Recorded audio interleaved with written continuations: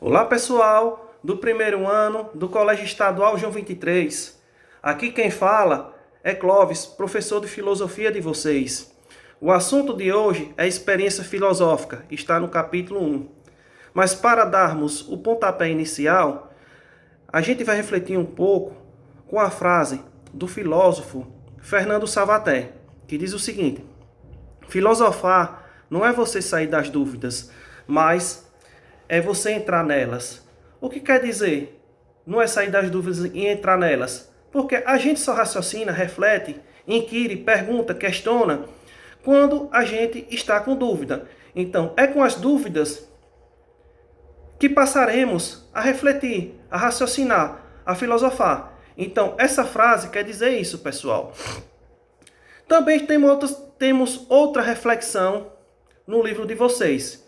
Vou pegar aqui um instantinho o livro de vocês para mostrar a imagem. Essa foto aqui, essa imagem, parece que tem um homem caindo de um prédio ou tentando se suicidar, né? É o que aparenta, né? Então, com essa imagem aqui, a gente pode trabalhar o tema aparência e essência. A gente sabe que as aparências enganam, não é verdade? Ali, pessoal, na verdade, a essência dessa foto, certo? A essência dessa foto é o seguinte: esse cidadão aí que parece estar se jogando ou se suicidando, na verdade ele está fazendo malabarismo. Ele é um dançarino malabarista, se apresentando numa rua. Então o fotógrafo captou o momento exato em que ele estava fazendo a acrobacia, ok? Então, essa imagem é um bom exemplo do que seja a aparência e a essência. As aparências enganam. Às vezes você pensa com uma pessoa, ela é boa, ela é honesta, ela é direita, ela é digna, mas quando você vai ver depois pelas atitudes, porque a gente conhece as pessoas são pelas ações, pelas atitudes, e não pelas palavras. Certo? Então a filosofia ela busca o quê? Qual o objetivo da filosofia? Buscar a essência, a origem, o significado das coisas e das pessoas. Certo? É um saber que é baseado na lógica e no raciocínio, na reflexão. Certo? Então essa imagem diz sobre isso. Definir, pessoal, outro tema importante que tem no livro de vocês. Definir o conceito do que é filosofia é uma das questões mais complexas do filosofar. Muitos filósofos, eles não gostam de definir o conceito do que é filosofia, porque para eles, mesmo que se crie um conceito, eles sabem que esse conceito ele vai ser sempre provisório e impreciso. Esse conceito vai ser provisório e impreciso, certo? Mas mesmo assim tem alguns que elaboram o conceito. A exemplo do filósofo brasileiro Dermeval Savani, que ele diz que a filosofia é radical, rigorosa e de conjunto. Por que ela é radical? Porque ela questiona as verdades dadas e as próprias verdades como condição para problematizar o conhecimento. Porque a filosofia é a busca do constante do saber, é a busca constante do saber e não a sua posse. Por que a busca constante do saber e não sua posse? Porque os filósofos não aceitam verdades absolutas. Certo? Eles não aceitam verdades absolutas e também eles não aceitam soluções rápidas. Eles não aceitam verdades absolutas. Por quê? O que um filósofo hoje defende como tese, e a maioria das pessoas aceitam e gostam dessa tese, daqui a 10 anos pode vir outro filósofo com uma tese mais coerente e coesa e derrubar a que predominava até então. O saber filosófico, ele não é absoluto, né? E ele não aceita soluções rápidas, certo? Soluções rápidas. Então, por isso que ela é radical. E por que ela é rigorosa, a filosofia? Já que o conceito é a filosofia, ela é radical, rigorosa e de conjunto. Ela é rigorosa porque ela busca a essência, o significado e a origem das coisas. E por que ela é de conjunto? Ela é de conjunto porque ao abordar seu objeto de estudo, ela relaciona a outros elementos, certo?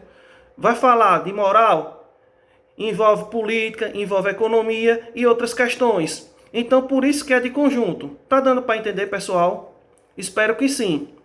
É uma análise mais aprofundada do capítulo que eu estou trazendo para vocês, para elucidar o máximo de questões possíveis deste capítulo, ok? E tem a questão, pessoal, também aqui no livro de vocês, sobre a questão da filosofia de vida. Quando a gente reflete sobre o que é melhor para a vida da gente, diante de um problema a gente vai refletir para encontrar a solução melhor para a vida da gente, a gente está exercendo, a gente está participando de um exercício filosófico, certo?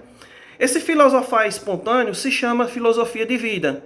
Quando a gente vai escolher um candidato para votar, vai refletir no qual é melhor para depois votar. Quando a gente decide escolher dentre dois empregos o melhor para você, o mais adequado para você. Quando a gente decide ou não mudar de residência ou mudar de cidade, todas essas reflexões, essas decisões baseadas em reflexões do nosso cotidiano, é um exercício filosófico. E esse filosofar espontâneo se chama filosofia de vida. Filosofia de vida. É uma pré-filosofia. Por que é uma pré-filosofia? Porque ela não tem o rigor cognitivo e ético-moral como tem o conhecimento filosófico do profissional. Por isso que a filosofia de vida é uma pré-filosofia. É uma predisposição que nós leigos temos para filosofar. Certo? Ok? Tá dando para entender? Já o conhecimento filosófico do profissional, o profissional é aquele que conhece toda a história da filosofia, analisa os saberes, as concepções de mundo dos filósofos, propõe sua própria tese, procura melhorar sua própria tese, contesta as suas próprias verdades e as verdades dadas, porque os filósofos, eles não acreditam em verdades absolutas, e nem em soluções rápidas, certo? Então vamos lá, pessoal. Como é que a gente filosofa? Segundo o filósofo Immanuel Kant. Segundo o filósofo Immanuel Kant, né? Como a gente aprende a filosofar? Exercitando o talento da razão, do raciocínio, ok? Tá dando para entender? Muito bem. Então, pessoal, no livro de vocês também tem uma questão importante, que é falando sobre aquela frase famosa de Sócrates. Só sei que nada sei. Tem uma história essa frase. Teve um determinado dia que o filósofo Sócrates e seu colega e seu amigo Querofonte foi na cidade de Delfos visitar o templo de Apolo, onde lá tinha um oráculo, uma sacerdotisa, chamada Pítia. Ela era como se fosse uma vidente, uma pessoa muito sábia. Um oráculo quer dizer uma pessoa mega, super sábia. Então Sócrates foi lá, mas seu amigo. Enquanto Sócrates ficava olhando lá o templo de Apolo e analisando uma inscrição que tinha no chão, que dizia o seguinte: conhece-te a ti mesmo? Sócrates ficou lá, refletindo sobre aquela frase no chão, enquanto seu amigo conversava com Pítia. o oráculo, a sacerdotisa. E Querofonte perguntou: Pítia, qual é a pessoa mais sábia da Grécia Antiga?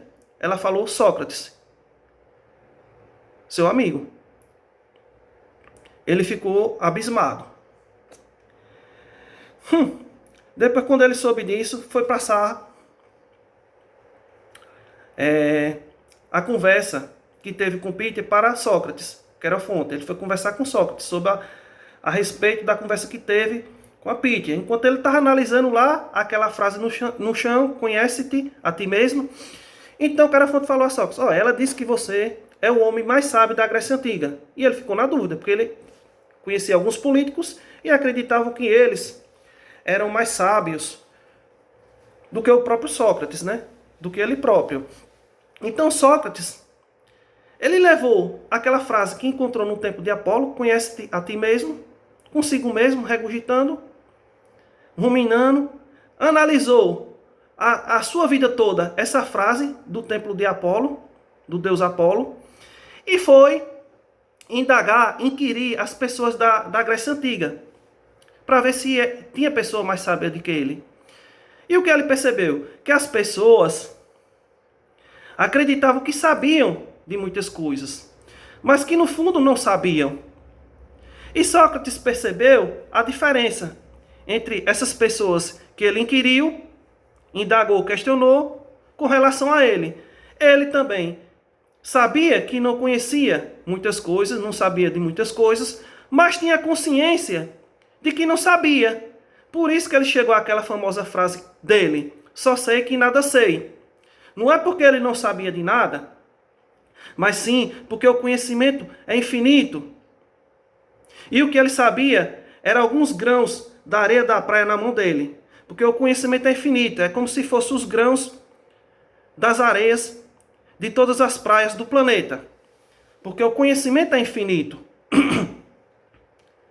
E Sócrates regurgitou sobre a frase que raciocinou bastante sobre a frase que encontrou no templo de Apolo. Conhece a ti mesmo? E ele percebeu que a população da Grécia Antiga, de Atenas especificamente, não estava conhecendo a si mesmas.